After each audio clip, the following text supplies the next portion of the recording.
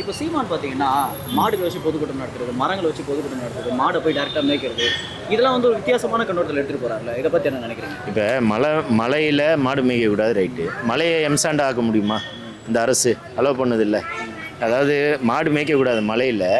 ஆனால் நாங்கள் வந்து மலையை நொறுக்கி கல்குவாரிங்களுக்கு அனுப்புவோம், மலையை நொறுக்கி அதானி குரூப்ஸுக்கு அனுப்புவோம், கேரளாவுக்கு இது பண்ணுவோம், எம்சாண்ட் உற்பத்தி பண்ணி உலக நாடுகளுக்கு ஏற்றுமதி பண்ணுவோம். இது மட்டும் நியாயமா? மலைகள் இருந்தால்தான் மழை. இதை உணராதவன் நம்ம சொல்லியும் திருத்த முடியாது. உயிர்மை நேயம் இல்லை, தமிழனுக்கு மட்டும்தான் அந்த உயிர்மை நேயம் இருக்கும். சீமானுக்கு இருக்குன்னு நான் நினைக்கிறேன். வனப்பகுதிக்குள்ள மாடே மேய்க்கக்கூடாதுன்னு எதனால வந்து தடுத்து நிற்கிறாங்க? மலைப்பகுதிக்குள்ள இப்போ நிறைய மலைகள் குறைந்து விற்றுட்டாங்க, ஒன்றும் சொல்கிறதுக்கு கிடையாது. எல்லா மலையும் போயிடுச்சு. இப்போ நமக்கு மணல் தேவை உண்டு. ஆற்று மணலை திருடி விற்றாச்சு. பல நாடுகளுக்கு அது இன்பமாக ஆயிடுச்சு அவங்களுக்கு, அரசியல்வாதிகளுக்கு. அடுத்தது எம்சன் மலை மணலுக்கு வராங்க, மலையை நொறுக்கி அதை மணலாக்கி அதை விற்பனைக்கு பண்ணுறாங்க. இப்போ இவங்க எடுத்தவங்கள் தான் வாழ முடியுமே தவிர, நம்மளுடைய வளங்கள் நம்ம கண்ணு முன்னே அழிக்கிறத தடுக்க முடியாத நிலைமையில தான் நம்ம இருக்கோம். ஏன்னா அதிகாரத்தில் அவன் இருக்கான். அந்த நிலை மாறினா மாறும், அதனால் விட மாட்டாங்க. அதான் உண்மை. மாடுகளை அனுப்பாமல் இருக்கிறதுக்கு அதுக்கு தான் காரணம். இவங்களை அனுப்பிட்டான்னு வச்சிங்களேன், சைலண்ட்டாக நொறுக்கிட்டு வருவாங்க ஒரு சைடு. இவங்க போனாங்கன்னா மேலே நொறுக்குறாங்கப்பான்னு ஒரு போராட்டம் அங்கே கிளம்பிட்டோம். மலையை நொறுக்குறாங்க. ஆமாம், அதை அந்த வேலையை அது கரெக்டாக செய்யும். திராவிட எப்படி அவர் அரசாங்கம் ஒரு வலிமையாக இருக்கும்போது எப்படி நல்ல விஷயம் நடக்கும்? அரசாங்கம் வலிமையாக இல்லையே. அரசாங்கம்னா என்ன பிரதர்? மக்கள் சார்ந்த விஷயங்களை கவனிக்கணும், வளங்கள் சார்ந்த விஷயங்களை கவனிக்கணும். எதுவுமே கவனிக்க மாட்டது. எதுக்கு அரசாங்கம்? அரசாங்கமே தேவையில்லையா? கண்ணை மூடி காட்டுற இடத்துல சைனு போட்டு கான்ட்ராக்டை போட்டு காசு பிடிக்கின்னு போகிறதுக்கு எதுக்கு அரசாங்கம்?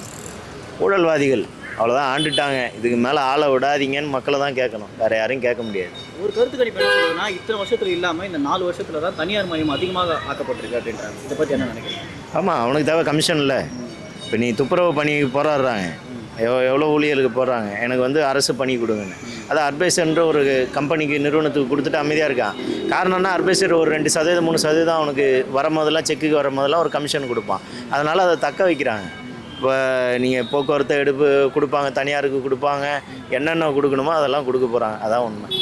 இது தனியார் மயம் அப்படின்ற ஒரு விஷயம் இருக்குதா? இது எதனால் உள்ளே வருது? ஒரு அரசாங்கத்தையும் மீறி அவங்க வந்து ஒரு பெரிய அதெல்லாம் மாறிட்டு இருக்காங்க. அதான் கார்ப்பரேட் பிரதர். நான் சொல்கிறது உங்களுக்கு புரியுதுங்களா? அதாவது என் நாட்டு ஆளுகிற தலைவர்கள், என் நாட்டு வளத்தை நான் எடுத்துகிட்டு போவேன். உன் நாட்டு இப்போ இவர் ரன் பண்ணுறதுக்கு கடன் தேவை. இந்த கடனை வாங்கினா யார் தருவா? பன்னாட்டு நிறுவனங்கள் தருவான். இந்த பன்னாட்டு நிறுவனங்கள் தான் இந்த தலைவர்களை இயக்க முடியும். இப்போ நம்ம தலையில் எத்தனை லட்சம் கோடி வாங்கியிருக்காரு? 5 லட்சம் கோடி 6 லட்சம் கோடி வாங்கியிருக்காரு. இதுவரையும் 4 வருஷம் ஆண்டதில்லை. இந்த 6 லட்சம் கோடி யார் கொடுத்தா? யாரை நம்பி கொடுத்தா? இங்கே இருக்கிற வளத்தை நம்பி, இங்கே இருக்கிற பொருளாதாரமோ இல்லை சுரண்டலோ இதை வச்சு தான்.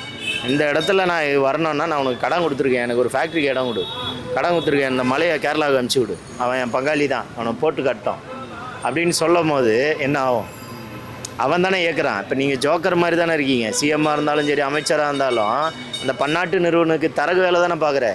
அப்புறம் எதுக்கு நீங்கள்லாம் தரகனாக இருக்கிறதுக்கு நாங்கள் தேடலையே, தலைவனை தானே தேடுறோம்.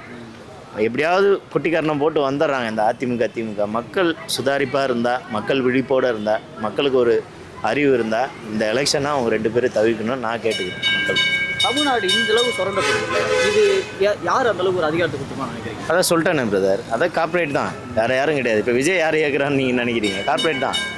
விஜய்க்கு பின்னாடி இருக்கிறவங்களாம் யாருன்னு பாருங்கள், யார் செலவு பண்ணுறாங்கன்னு பாருங்கள். செலவு பண்ணுறாங்க இல்லை பிரதர். இப்போ விஜய் மட்டும்தான் செலவு பண்ணுறாரா எல்லாத்துக்குமே? மார்ட்டின் லாட்டரியை சார்ந்தவர், அவர் உரிமையாளர், மருமகன் செலவு பண்ணிகிட்ருக்காரு. இது செலவு பண்ணுறத இந்த காசை எப்படி எடுப்பார்?